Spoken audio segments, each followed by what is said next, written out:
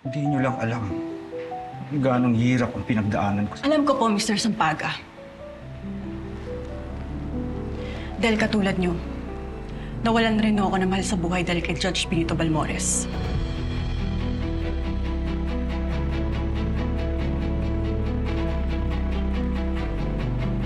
And working with Miss Mercy, araw-araw ho akong sinusundan ng takot. Araw-araw akong natatakot na baka malaman ni Judge Benito kung sino talagang totoong pagkatao ko.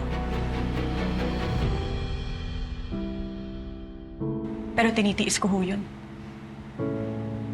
Pinapatapang ko yung sarili ko dahil alam ko na ito na lang yung tanging paraan para lumaban sa kanya.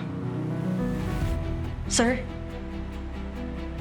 kung patuloy lang ho tayo maduduwag at matatakot, habang buhay mamamayagpag ang kasamaan, at sa kaunting tapang na meron ho ako, itataya ko ho yun kay Miss Mercy.